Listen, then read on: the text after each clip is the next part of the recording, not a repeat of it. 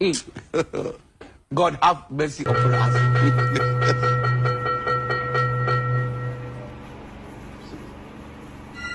I be evil man.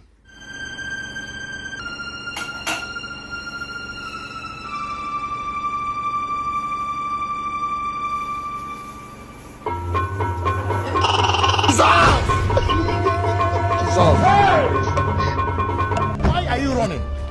Why are you running?